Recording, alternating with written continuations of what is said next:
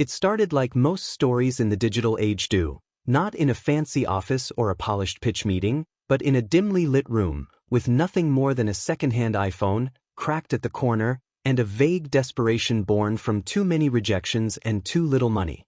Adam, 28, was unemployed, broke, and tired of waking up to nothing. His alarm used to ring just for him to hit snooze and roll back into frustration. One morning, after scrolling past dozens of fake, get-rich-quick videos and ads offering secrets they don't want you to know, Adam stumbled across a quiet TikTok clip of a guy in a hoodie showing screenshots of Stripe payments, casually mentioning, "Just using my phone, I make $500 a day reselling digital services. No boss, no office." Adam didn't even believe it at first, but something in the guy's tone, unpolished, direct, unpretentious, made him stop scrolling. That night, Adam dove in. He stayed up until 4 a.m., going down rabbit holes about drop servicing, digital arbitrage, affiliate marketing, and the hidden economy of selling information, attention, and convenience online.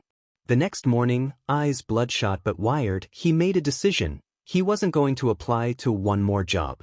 He was going to make his phone make money. His first hustle? Fiverr flipping. He'd find cheap but good service providers, logo designers, video editors, voiceover artists from Pakistan, Bangladesh, and Nigeria, then repost the same services on platforms like Facebook groups, Reddit job boards, and even Upwork under his own name, with better branding and better storytelling. He didn't know design, editing, or anything creative, but he knew how to write a clean message and make things look simple. Within 2 weeks, he had closed his first deal, a $250 logo for a tech startup in Boston, which he outsourced for $30. Nervous and sweating, he pocketed the $220 profit and thought it was a fluke. It wasn't. In month 1, he made $1,300. In month 2, $2,700. By month 5, $7,400. But the real magic came when he stopped selling services and started selling systems. He documented everything. How he got leads, how he closed deals with scripts, how he convinced clients to pay up front, how he found reliable freelancers, how he dealt with late deliveries and revisions. Then he packaged it all into a Notion template and sold it on Gumroad for $39. He called it the Invisible Agency. His first sale came on a Tuesday morning, then another, then 30 more by Friday. He was making $1,200 a week, passively. He automated everything using his phone. Payment links via Stripe, autoresponder emails via Gumroad, lead tracking on Notion, marketing clips on TikTok filmed in his car. He didn't even use a laptop anymore. At cafes, in the back seat of taxis, on a park bench, he'd edit captions, reply to DMs, close deals, all with a thumb and some Wi-Fi. The turning point came when a finance influencer on YouTube mentioned his product in a video that hit 600K views. In one weekend, Adam made $14,000. But he didn't blow it on sneakers or watches. He doubled down. He hired a virtual assistant for $3 per hour to manage support, started a Telegram group for buyers, and built a tiny email list with ConvertKit. He turned his phone into a mobile agency, classroom, and cash register. He added new mini products, a $19 ebook called The Lazy Closer, teaching sales from DMs, and a $99 mentorship call for people too overwhelmed to start. At his peak, he was averaging $500 to $800 a day. No employees, no office, no overhead. Just a cracked iPhone, a few apps, and a new identity as someone who no longer begged for opportunity. He built it. Friends called it luck. His parents called it not a real job. But strangers on the internet called it genius. He had days where he made more from his phone than he used to make in a whole month slaving under a manager. He traveled light. He moved to Thailand for 2 months, then Mexico. Everywhere with Wi-Fi became his headquarters. He wasn't building a billion-dollar startup. He wasn't pitching VCs or chasing fame.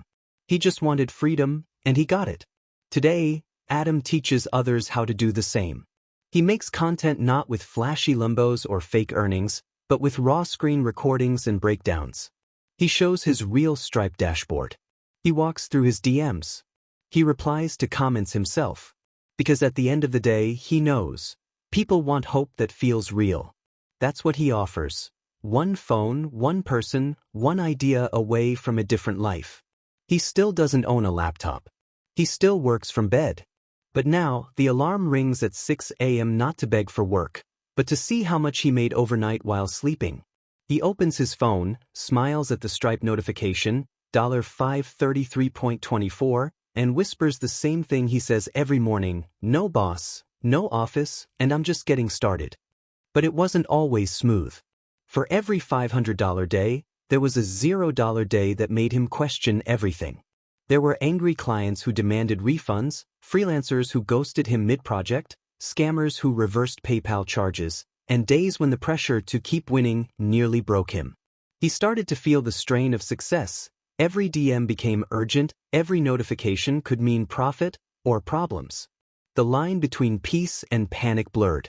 He found himself addicted to refreshes, Stripe, Gumroad, TikTok analytics. Every scroll brought either a dopamine hit or a gut punch. One week, his TikTok got banned without warning, 60,000 followers, gone. No explanation.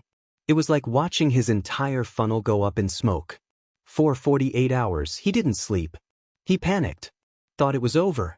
But then he remembered why he started, not to be a creator, but to be free.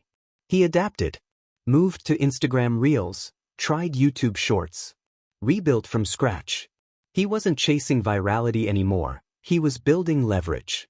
That's when he discovered the power of email. One phone, yes, but the email list became his vault. He stopped depending on algorithms. He wrote daily emails, straight from the Notes app, raw and unfiltered, with titles like Why I Hate Motivation and How I Made $127 While Taking a Shower. People loved the honesty. No fake Lambos. No mansions. Just results, screenshots, strategies, and sarcasm. His open rates climbed. His income stabilized. $500 days became normal. He started waking up earlier, not from stress, but purpose. 6 a.m. runs. Journaling. Not for social media, but for clarity. He wasn't building just a business, he was building himself. He noticed that the more he focused on value, the more money followed. So he added new angles. He started helping coaches launch their own digital products, showing them how to package their expertise into $29 PDFs and $99 guides. He didn't need a degree, just proof. And his phone had become his proof. Every Stripe screenshot, every testimonial DM, every thank you message was another piece of credibility.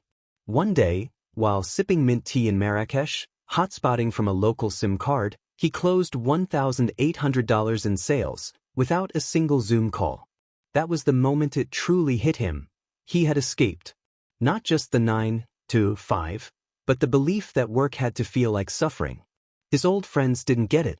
But what do you really do? They'd ask, confused. He'd just smile, tap his phone twice, and say, this. When his cousin lost his job, Adam showed him how to flip Canva templates. When his ex reached out, curious about how he was traveling so much, he helped her launch a side hustle selling Instagram highlight covers. It wasn't about being a guru, it was about proving a point. The rules had changed. Attention was the new oil. Information was currency. Your phone wasn't a distraction, it was a toolbox. And most people were sleeping on gold. He started calling it the Wi-Fi class, the silent wave of self-taught, under-the-radar digital hustlers who were rewriting the script. No resumes. No degrees. Just skill, speed, and screenshots. They weren't loud. They didn't wear suits. They worked from food courts, beaches, train stations. They didn't need permission, they just needed signal. Adam found his tribe in them. Quiet rebels. Builders. Operators. Not influencers, but implementers. He built a small community on Telegram called Phone and Freedom. No fluff. Just daily updates, wins, losses, resources. People shared templates. Sales scripts. Hey guys, I made my first $200 today from a $17 ebook. It wasn't about flexing, it was about momentum. One girl in the group made $3,000 reselling wedding invitation templates. A guy in Brazil made $600 a week flipping ChatGPT prompts as services.